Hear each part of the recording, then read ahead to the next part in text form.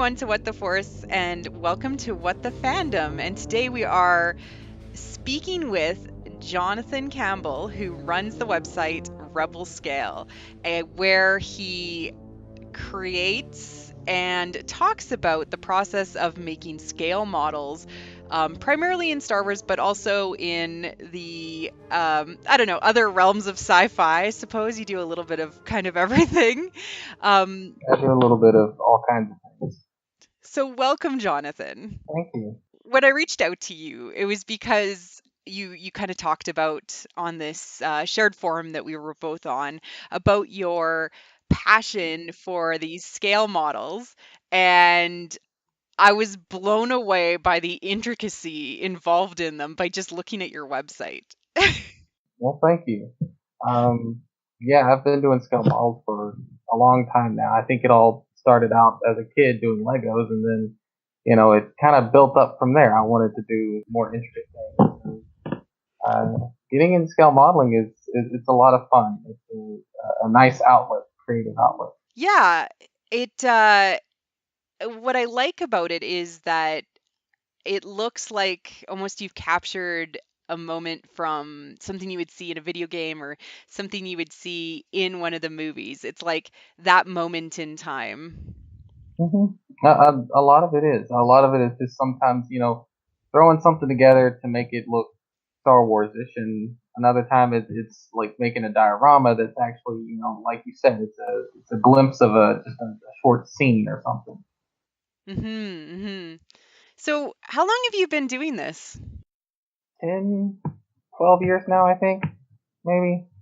I mean, I did stuff as a kid, but it wasn't that intricate. It was, just basic stuff. Like I said, I started with Legos, and then I did like some custom like micro machine toys. I did like custom micro machine toys, which are they're like a couple inches or 4 or 5 centimeters for you guys on the metric system.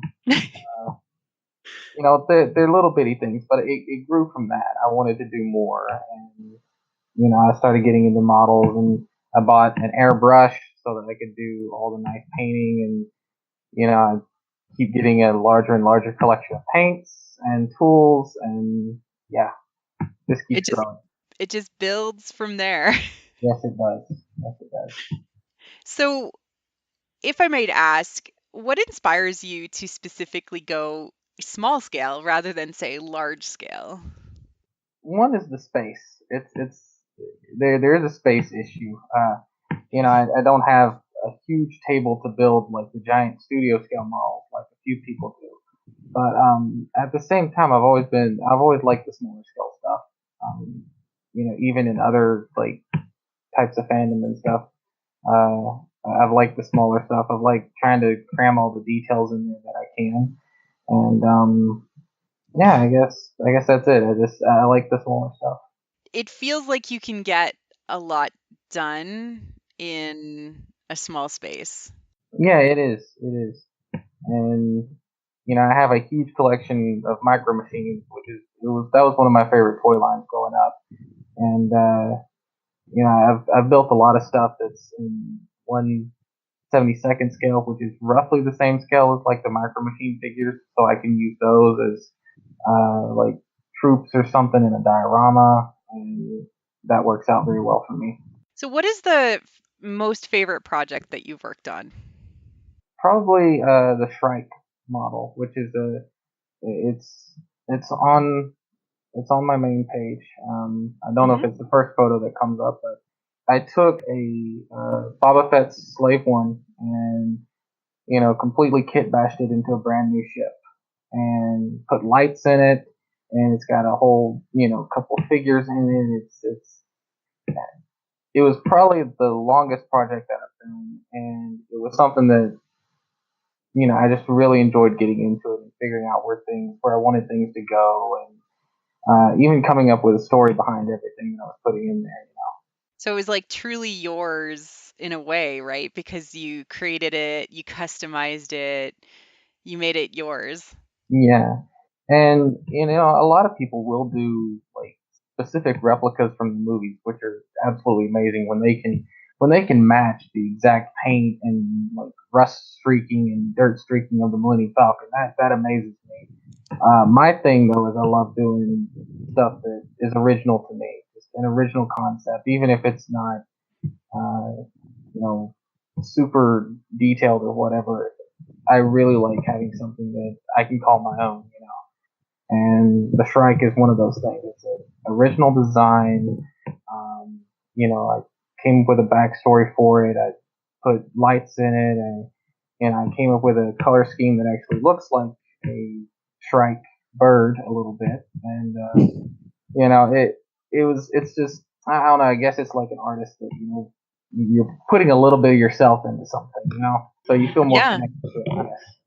You took something that already exists and you transformed it into this new vision because and that's one of the things I love about Star Wars is like it's a wide enough universe, galaxy to take things that you're already passionate about and see where you can kind of live in that world with your own work. So I have kind of a funny question. This one is was from a fan of the show when I mentioned it.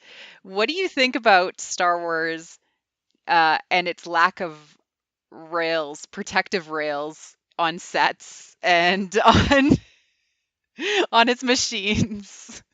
Um, Cost cutting measures, I guess. Um, no, I mean it's you're right. It's not a very protective or safe universe sometimes, is it? But No. I think that's kind of realistic in some ways. That we have a lot of places in the world that don't have a lot of the rails or protective systems, and the Empire's not going to shell out $1 billion to put rails all over the Death Star. It just doesn't seem cost effective because they can always get more people, whereas rails cost money. Um, so what's so you mentioned that that was the largest project that you had worked on. How long did that take you to complete? About 8 months, I think, because Mhm. I work kind of slowly from time to time. I mean, this isn't like a full time job for me, so this is No, a late at night or weekend hobby that I'm working on. pure passion. Pure passion, and I think with a lot of artists, you'll have like a dry spell from time to time where you're like, I don't really want to work on anything. I'd rather go, play a video game or do something else for a while. But yeah, it was about 8 months of slugging it out. That's a long time. I mean, it's similar time frame to what I've heard about, some people building 501st armor, Yeah, like because of the detail involved that you want to get it right. yeah. And if I broke it down, it would probably be a total of like a week or two just straight. If that would probably be like the total amount of time. If I worked on it for a week or two straight, I'd probably be able to do it. But you space that out over evenings and weekends, and 8 months later, you got them all. Hmm. Some people get busy with their real lives, right? Unfortunate, but What projects do you have on the go right now that maybe you haven't posted anything about or talked about yet? well, I do have one. I love the ATST, and I've already done a couple of them. The one that I'm working on right now is I've got um, And so, for those that aren't as in the know, what is the ATST? the ATST is the Scout Walker that we see on Endor, the ones that get toppled by the Ewoks. And I love the two-legged walkers, and this is can't really see it that well, but this is the head that I'm working on right now. And that's no one will be able to see this on the podcast, but it's about the size it fits easily in your palm Right, it, right, for the head of the walker. yeah. And so I'm adding other details onto it. And one of the things that kind of sparked this was I want to know what happened to that ATST that Chewbacca stole on Endor. And so my thought is, well, they rescued it, they revamped it a little bit. I'm probably going to do a crazy paint scheme. In my head canon, I'm thinking Sabine got a hold of it and painted some crazy stuff on it. and it wound up probably in the Battle of Jakku.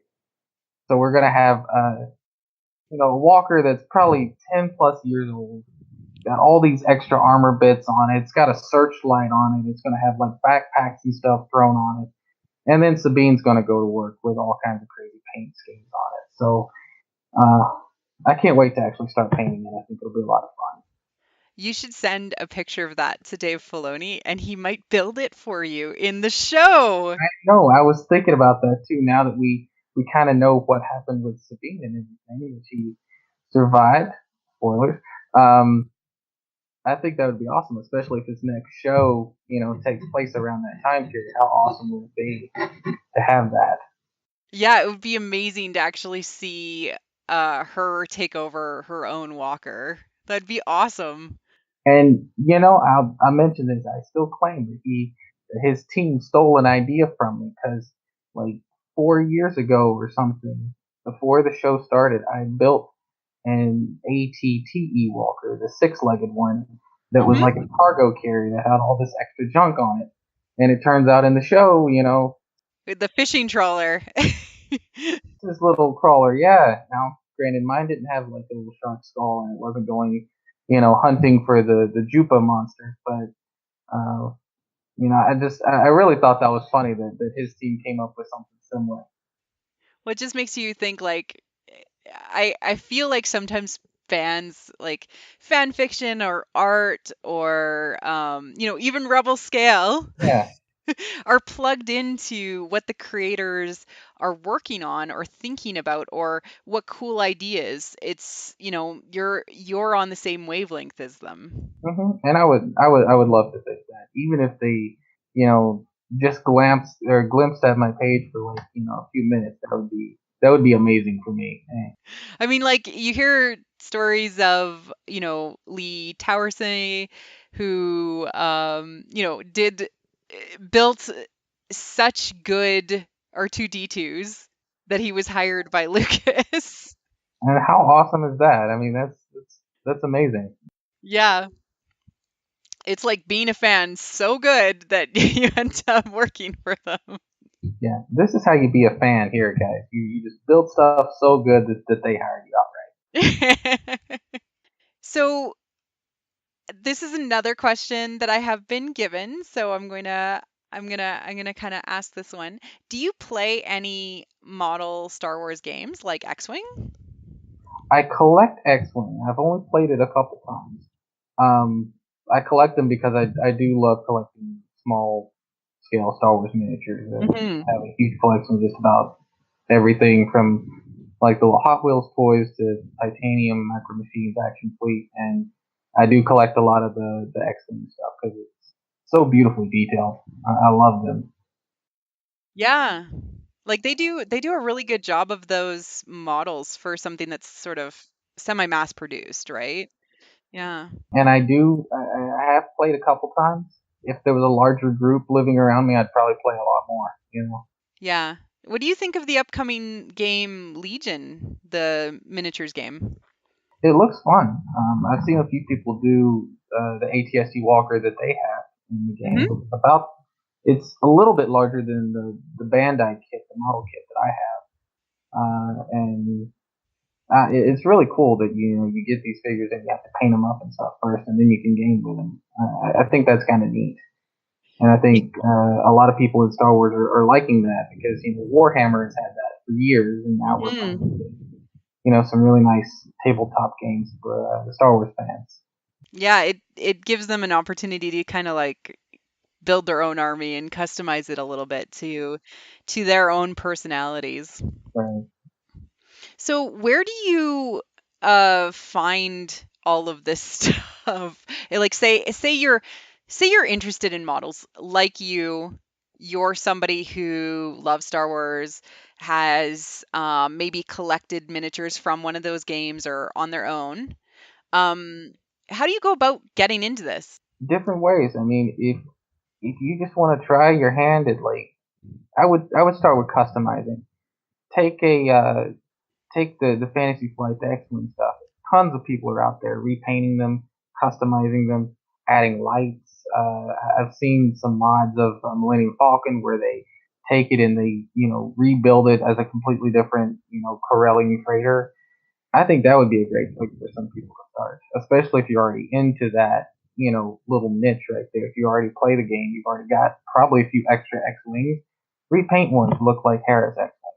Start with something like that. If you want to get into the model building aspect, the Bandai kits are, 20, maybe $30. Mm. Um, really cheap. They pretty much snap together. You don't have to glue them if you don't want to. You don't really have to paint them if you don't want to. You can just, pop them together. They come with stickers that you can use. They also come with the water based or the water slide decals, which are a little bit more finicky, but they look better. So you can choose what level you want to go with. If you want to go with just, throwing something together, hey, have fun with it. If you want to take it to the next level and add on a whole bunch of details and start replacing stuff and adding, your own little bits and stuff, go for that. Are there any forums or groups that you connect with online that help people with, what kind of paint that was, or what is the right way to go about this? Well, there's a lot of places on Facebook, like the Starship Modeler Facebook group, the Bandai Star Wars group. Me personally, I love keeperoftheforce.com, which is a Star Wars modeling website forum. And we have a lot of people there. And the one thing that I like about it is everybody's very nice. Some places are a little toxic. Fandom can Yeah. get a little toxic, but Keeper of the Force is really great. Everybody's very nice and supportive, and we have a lot of talented members there. So, what does it take to, um, say, build a space battle if you wanted to do a space battle? It would probably take a while because you got to plan out where you're going to put everything and how many ships you're going to have. If I was going to do one, I'd probably do one with smaller miniatures, maybe like the Fantasy Flight X-wing stuff or some of the smaller Bandai stuff that can fit in your hand because and I don't want something taking up the whole room. Yeah.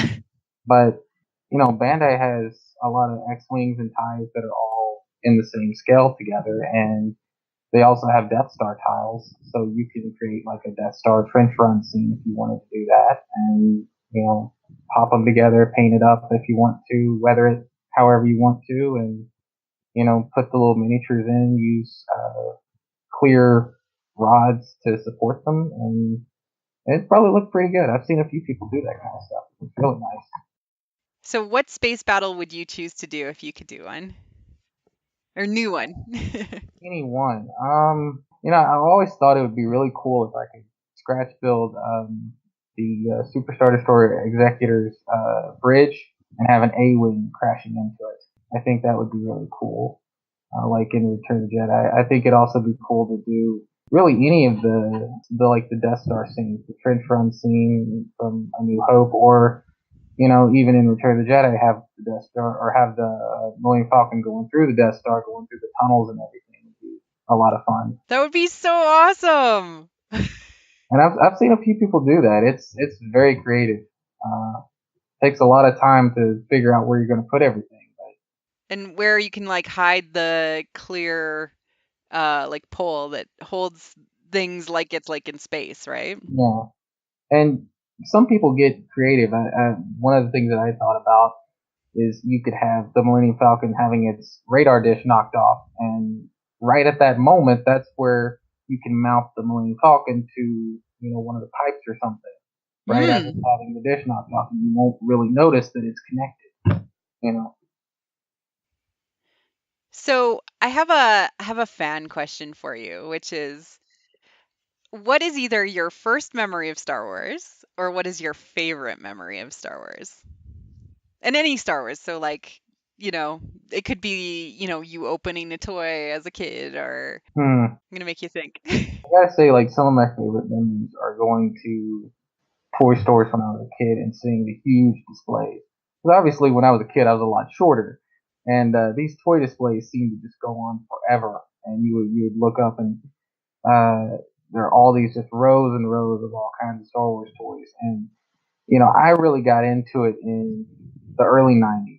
That was when I first like saw the original trilogy. I still have my VHS tapes, and there was a slight resurgence there with Star Wars toys. I feel like because Galoob was churning out the Action Fleet and the Micro Machine stuff. Hasbro was doing their figures and their vehicles and stuff, and so there was literally like an aisle usually of Star Wars stuff at Walmart or Toys R Us or wherever you go. And I just remember going in there and just looking up and just kind of drooling a little bit out the side of my mouth at how many Star Wars toys there were, and just wanting to buy them all. Yeah, because it's like filled with wonder. And for the longest time, you couldn't get Star Wars. It wasn't around. Yeah, Yeah. So what's your favorite memory of Star Wars? that was probably one of my favorites. Another favorite though has always been going to the midnight showings.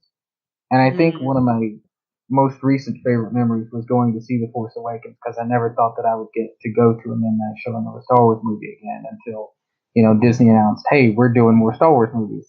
Sweet. That's awesome. I get to go to another one and enjoy it and experience that feeling again, seeing a Star Wars movie for the first time. So how did it make you feel?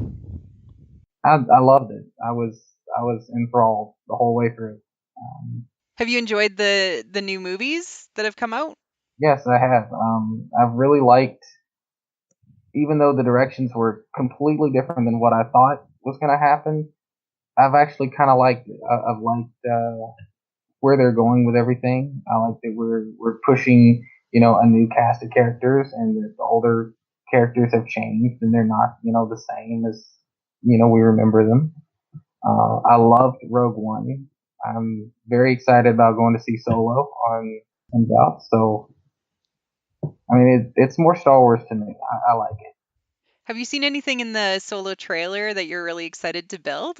Yes, I really want to build the little stormtrooper speeder bike, and I'd love to also build Han's land speeder, the blue. Oh, it's like little cool car. Yeah, yeah. Would you put Han in it? I don't know. Are you going to be able to do the dice? I would have to do something with the dice. I would definitely have to do the dice. But yeah, I think it'd be really cool to do something like that. I may do a figure for it. I'm not the best at painting figures, but it's something that I would like to work on. So who knows? That might push me to practice more. I mean, he's got a good look on his face. Yeah, but if I don't capture that, he's going to look like a troll. Exactly. Oh man, it just seems like such an interesting hobby, and like that you're like this fandom that is so passionate, especially about getting things the proportions correct. You recently wrote an article about the contention around the size of the A-wings Oh yeah, between 9 and 7 meters. It was a lot of fun digging around in that and understanding like the specificity of this this passion, like making sure that the scale is correct. Are there any other contentious scales for models out there? yeah, there are. I'll preface everything with saying, at the end of the day, don't let it worry you. If you're getting into it, I think some people take it a little bit too seriously, and even reading some of my articles, you might think that I do too. But I do it because it's interesting to me. But the A-wing is definitely one of the big ones that I feel like, from what we've seen in the movies, it should be a lot smaller than the official canon size. Uh, TIE fighters as well. For a long time, TIE fighters were a little too small, and then they made them way too big. And then finally, when Rogue One came out, because they had to digitally recreate everything in the same scale, we finally got a scale that actually makes sense for it, and it matches, just about everything that a lot of us have been assuming for a long time. Those are probably the big ones. The A-wing and the tie would probably be the big ones, but there's Do you think always going to be something that is a little off from here or there. do you think that they did a good job of, say, transferring inferring and creating those versions of those things in, say, Rebels and in Clone Wars, where it's more in this like cartoon world? At first I was kind of put off by the TIE fighter in Rebels because the wings were so short and stubby. But the more I watch it, I'm like, it works for this universe because everything's a little bit more stylized. And Yeah. then, they got the Macquarie looking A wings for the series, and I love the Ghost, and I like the other designs. So I think for the most part they did a good job of creating Star Wars vehicles. And I remember reading there's a great line in one of the Art of books, and I think it's from like episode 2 or 3, where one of the designers is talking about in creating a Star Wars vehicle, you need to be able to describe it in about 3 to 4 lines. If it's more than that, if it takes more than that, it's too complicated. And I think Clone Wars and Rebels did a good job of keeping everything easily describable in about 3 to 4 lines. Yeah. Yeah. We got some really interesting ships in Rebels that were like only existing in, say, the Star Wars RPG previously, like the one the Gravity Well creator. I forget the name of it. The interdictor. The interdictor. Yeah, yeah, yeah. Yeah, I love that we actually get to like cross-pollinating of all of these different ideas that previously existed either in like, the old West End games or the Star Wars RPG or, ideas that maybe only came out in a book previously and was described, but then we get to see it in a cartoon version. Yeah, and I really like bringing stuff like that back. I mean, bringing Thrawn back was awesome, but I love seeing the ships as well. I love seeing the interdictor. I love seeing the TIE Defender because I played the TIE Fighter PC game, the mid Hmm. late '90s, and that was like one of the coolest ships to fly in that game. And I liked how they did it and they worked it into the Star Wars universe, and yet it's also explainable and why you don't see them in the original trilogy. It fits. It makes sense, and I like it. What I love about what's coming out with Star Wars, especially in the last, well, since Disney took over, is that it feels like everything that they put out, you can feel the love of Star Wars behind it. It's thoughtful and they've gone into it to try to make it the best they can possibly make it in the moment. Hmm. Yeah, I do really like that, and I like that. Even though the expanded universe was kind of tossed aside, at least the new canon that we have is very connected, and it's still trying to be respectful to the legends and the expanded universe that we grew up with, a long time ago. They're trying to bring back things that fans enjoyed, and I like that. Is there one thing within the expanded universe that you would want to bring back that hasn't been yet? Uh, I would love to bring back Kyle Katarn. Oh, like, do you want a video game or would you like a story, his own comic? What would you like? I don't know. Just maybe a comic would be good for that. I mean, they've done the game. They did the Dark Forces and Jedi Knight games, and I really love those. But I think a comic would be really fun to have for him. Yeah. I was actually literally talking about him today, earlier about how that was like the favorite series of games for a friend of mine, just because like it just hit at the right time. The right story mixed with, skill to complete the quests and all that stuff. Yeah. And it was one of the first really kind of dark Star Wars stories. Oh yeah. At least for me, Dark Forces was pretty dark, and I really enjoyed that aspect of it. And I was like, I'd love to see Kyle Katarn again in some aspect. Is there anything you're particularly looking forward to upcoming? I mean, we're going to get streaming shows. We're going to get the new whatever's happening after Rebels, episode 9, uh 5 plus potential movies. I know. I don't even know where to start. It's like so much Star Wars we don't even know what to do with ourselves. It's like going from absence as children where it was like we had these 3 videotapes sometimes on Betamax or VHS to like everything is Star Wars. I'm definitely excited to see what Dave Filoni does next because I absolutely loved Rebels way more than I thought I originally would, and I was tearing up at the end. So I'm really looking forward to what he does next. Yeah, he well, we won't spoil people, but it was some of the best Star Wars. Like and hands down. Definitely, it definitely was. And in terms of the modeling community, Bandai's coming out with a B-wing, and that's one of my favorite ships, if not my favorite ship. Period. Are you gonna paint it like Hera's? I'm probably gonna get a couple, and there's probably gonna be one that looks like Hera. I love Hera. Like, I love her as a character. I love that she cares about her ship so much. I love that she's an amazing pilot. I love that she has complexity and, like, she's kind of the space mom of the crew. But, that's just one part of her, you know? And yeah, I loved her, and I loved that episode as well, where she flew the B-wing prototype. Mhm. And so I definitely think I'm gonna have to paint one up in the reddish orange color, and maybe throw that extra gun turret on the bottom for it. I can't wait to see. What you also need to do is do like what I found personally just looking at your site is that I can't picture how big things are because they look so detailed. They look huge, but they're not. It's like Yeah, they're tiny. It's like it is scale models. It is.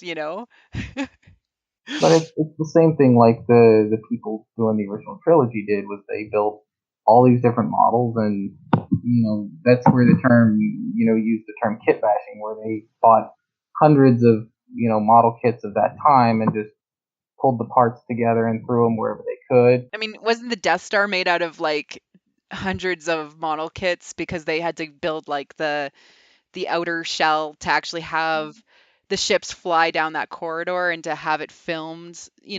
And the Millennium Falcon's a fun one because you can spot, well, okay, here's like tank parts on it. There's a tank hull here. Here's a engine from a racer. These little flaps are spoilers from cars.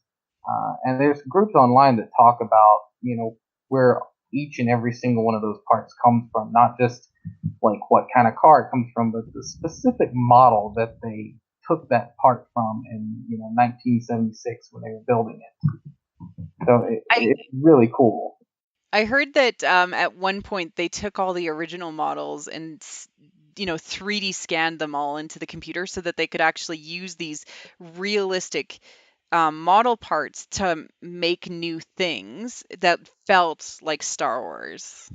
Yeah, and there's a cool behind the scenes video that I think is still on YouTube where they're talking about Rogue One, and they're like, well, in recreating the Star Destroyer, we had to scan all these model parts, but then we're like, they're not as detailed as you kind of remember them being. So we went back and we added a little bit more detail here and there just to give it a little bit more character and depth. Like, yeah, Hmm. I guess that makes sense. You gotta, especially if you're gonna have close up shots, you gotta add what you can. I'm gonna ask you to send me a few links then, because I think that that would be really neat to include in the liner notes, just for people to check out. And you can also incorporate the word greeblies. You ever heard the word greeblies? No, what is that? Greeblies are, it's a modeling term, and I don't know if Star Wars started it. They might have, but it's the term used for adding on all those little details to a model. And the Millennium Falcon's a great case. You'll have a blank canvas of the Millennium Falcon, and then they'll start adding all the greeblies, all the little piping and little bits along the sides, and the term is just called greeblies. And I even have an article on it on Rebel Scale where I talk about how to add those and layering them on there and just making it look. Um, I hear a lot of people talk about the term guts out. That Star Wars ships have their guts on the outside, as opposed to other sci-fi universes where everything is inside and the outside of the ship is smooth and nice. But I love that adding in all those greeblies really gives a lot of character. And you can look at the Millennium Falcon and you can tell immediately this ship has a story behind it, a long story. Mm. What do you think of the Millennium Falcon and Solo, like the images you've seen? I like it because it does look, it looks like something that came, 10, 15 years before A New Hope. It looks like it fits, that kind of thing. And you can look at it and you can see, okay, well, here's, these panels are in place. And then you can look at the one from A New Hope and say, okay, here's where it's missing the panels. So you can It kind of shows its follow, age. yeah, it shows it's, and, I also like the blue color scheme that they're using with it. And, Mm. I like it. It's different. It's cleaner. It's not the same, but it's still part of it. I'm really pumped for more Star Wars, and I'm looking forward to seeing new worlds, new interesting aliens, new interesting ships. It's all good. Well, Jonathan, I think that's probably all for now, but it would be neat to talk to you about what you see in Solo maybe in the future. Definitely. And yeah, it was really great to have you on the show. Did you want to let people know where they can find you and your work and all of your different locales? Well, you can just look up rebelscale.com, and I'm on there. If you go to Keeper of the Force, my handle there is Unreality. And you can always try to search for me on Facebook. I'm on the Alliance of Star Wars Fanatics. I'm on Holocron Salon, which is where we met. And yeah, guys, look me up, talk to me. I'm happy to talk to people, especially if you want to get into scale modeling. I love getting people, especially younger people, into it, because right now it's just a bunch of us crotchety old guys. I'd love to see some younger people getting into it. They see something in 8 that they want to build or yeah. And especially reminding them, don't try for perfection. Don't try to make it an exact replica. Just have fun with it. And with that, I want to say thank you very much for being on What the Force. This has been What the Fandom. And if you want to check us out on Twitter, we're at WT4 Show. Our website is whattheforce.ca. And feel free to reach out to us anywhere and start a conversation. Thanks.